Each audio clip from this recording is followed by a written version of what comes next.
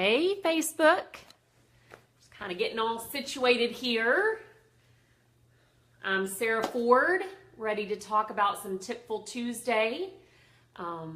So we're going to go ahead and just get started. And if you're here and want to ask any questions or comments or anything, please let me know that you're here with us tonight. This has been really a fun thing to do.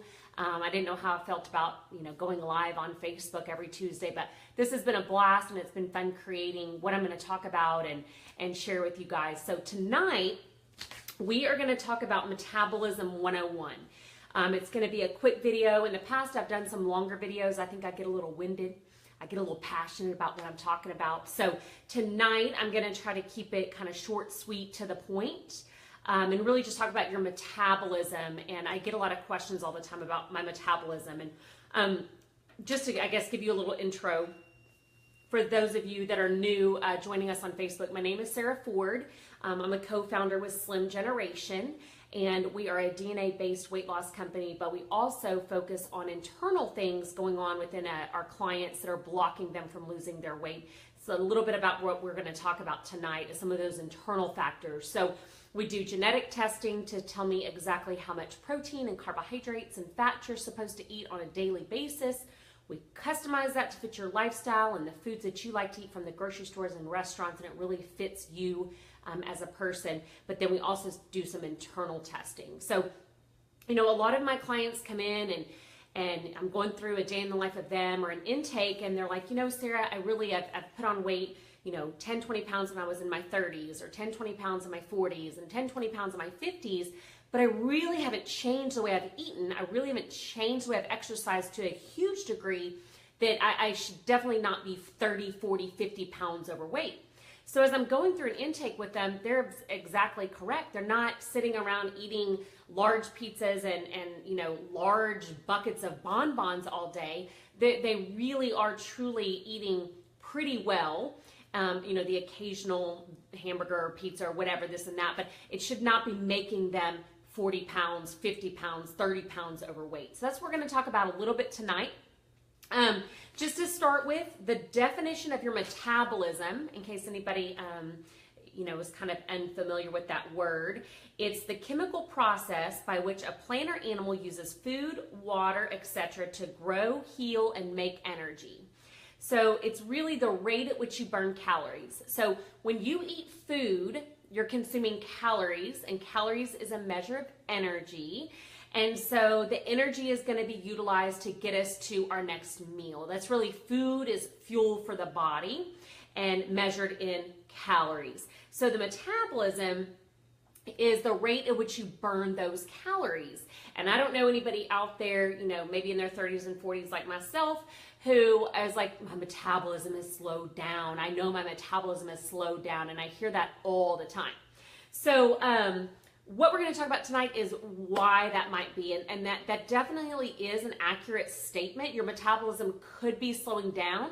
And I'm going to draw everybody a picture. I kind of like to teach and train and speak in visual language, if you will. I think it helps people to understand, but kind of draw why that might be happening, and try to maybe get you guys to kind of relate to that. So also, to kind of start out with is there are some tests that you can run to tell you how your metabolism is functioning.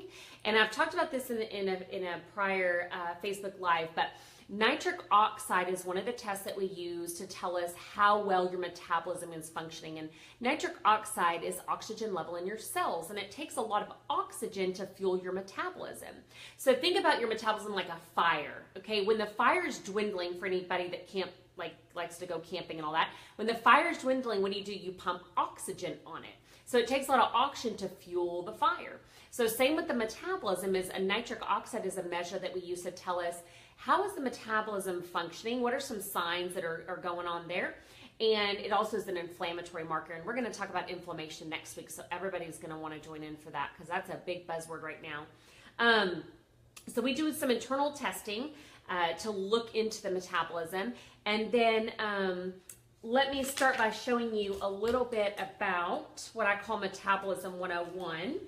And I'm sorry, I forgot my dry erase board, so I've got to use my handy dandy homemade board here. So I got to be kind of skilled in making sure that I hold it and draw at the same time. So let me just draw Metabolism 101 and how weight gain happens. Then I'm going to draw some things that factor into causing you to have a slow metabolism. So, and I think I've drawn this before, but we're just going to draw it again. It's one of my favorite drawings, and my team utilizes it a lot as well. So this side stands for protein, okay? Protein is your natural metabolism, your muscles, the protein that you eat. And this side stands for carbs, calories, and fats, okay? So protein is a metabolizer. It burns. It uses a lot of energy.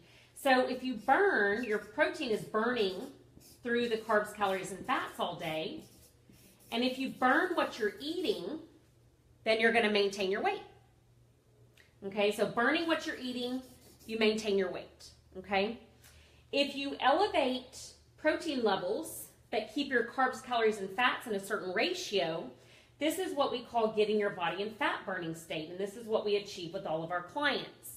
So elevating proteins but keeping the carbs, calories, and fat at a certain ratio depending on your genetic profile, this extra protein is going to want to go burn something, and it is going to start burning the stored fat, because stored fat is nothing but stored energy. Okay? Hey Shay, hey Sterling, thank you for joining. So stored fat is stored carbs, calories, and fats that just have not been utilized. And so elevating the protein, keeping this at bay, we're actually getting into the fat burning stores and burning stored fat as energy. And that's the name of the game. You want to burn stored fat, which let me just show you my handy dandy. This is 5 pounds of fat, guys. This is stored energy in the body. So we're attacking and burning the stored energy and using that as fuel to make it through the night or get through the day or whatever, okay? So that's kind of Metabolism 101. If you eat more carbs, calories, and fats than what your body can use in a day, okay? So you're eating more carbs, calories, and fats than what you're burning. If you're only metabolizing this much, all of this excess carbs, calories, and fats are going to turn into stored fat. Because once again, stored fat is just stored energy. Okay, just stored up energy for a famine or the next day or whatever. It's just stored. All right, now let me draw some contributing factors to metabolism. So we're going to draw this protein and carb ratio again, okay? All right. So when you're nice and young, the body has a great healthy metabolism. It can just burn, burn, burn, burn, burn. And you don't have a weight issue, and everything's hunky-dory and great, and you're just burning like a madman, like a huge furnace, okay? And everything's fine. But then when you're 30, 20s, 30s, 40s, even sometimes some hormonal issues, I've heard, reaching puberty, things like that, the metabolism, or what people say, the metabolism starts to slow down. So it starts to kind of trickle and not burn like it used to. So let's just say you're only burning this much in a day. So what do you guys think are going to happen to this excess carbs, calories, and fats? It's going to turn into stored fat, aka gaining weight. Okay, so you're eating roughly the same, but the metabolism is slowing down. Therefore, you're not burning what you used to burn, causing you extra weight gain. Okay, so what are some things that can do this, that contribute to this factor? I call it, and I don't know if this is really a good analogy or not, but I call it almost like hair in a drain. You know when you first move in a house, or the drains are running great and everything's flushing through like it's supposed to and going good. But then you take multiple showers. A lot of people take multiple showers, and then you start to get a clogged drain. Therefore, the water starts to build up. It starts to go through the drain at a slower rate. Okay? This is like what happens to your metabolism as you age and go through certain factors. So let's talk about some of those factors. It could be hormonal issues. So we're just going to draw a little hair in the drain here. Okay, hormonal issues. Stress, that's a biggie. Okay, which also stress leads to adrenal fatigue, which can lead to thyroid issues, inflammation. You're either eating things that you think are healthy that are causing you inflammation, which, like I said, we're going to talk about that next week, so everybody's going to want to join in. Or the environment in which you're living in is causing inflammation. There's a lot of different reasons of why inflammation, but that's a big deal there. Let's say lack of sleep. It could be nutrient depletion, lacking of nutrients that you don't even know you're depleted in. Neurotransmitter out of balances. So all of these things, neurotransmitters, which we talked about before, but they're chemicals in your brain that control every function in your body, and they're a big factor in weight issues. So as you're building up, if you will, hair in the drain, or hair balls, or whatever, I don't really know if that's the best analogy, but it's what I can come up with to get my clients to understand, then the drain is not draining properly. It starts to slow down, okay? So this can cause that metabolism to be moving or going at a slower rate because it can't get through properly. So remember, this is a healthy metabolism. Everything's flowing just fine. This is somebody who promises or swears, I'm eating pretty much the same. I'm not doing anything different. I'm still exercising. Yeah, my lifestyle's changed a little bit, but it shouldn't have caused me to be 30, 40, 50 pounds overweight. This is the culprit right here. Okay, so literally where you used to burn all the carbs, calories, and fats you're eating, you're not doing that anymore. Therefore, all the excess is turning into stored fat. And this is what I call Metabolism 101. It's just a simple, the most simplest drawing that I can get my clients to understand and why their statements are not false, why they are true, and why their metabolism really has slowed down. But it's not necessarily anything they're doing. It's things that they don't even know that they're doing. They don't know that it's going on within their body. They don't know they have underlying thyroid issues or adrenal fatigue or inflammation or serotonin issues or nutrient depletion or nitric oxide depletion or their pH levels are off. It's things that they don't know. So at SlimGeneration, that's what we do. We figure out what's going on internally causing our clients' metabolism issues and other weight issues. And then once again, we pair that with the DNA so that we know exactly how much protein and carbohydrates and fats that they need to get in on a daily basis. So let's see.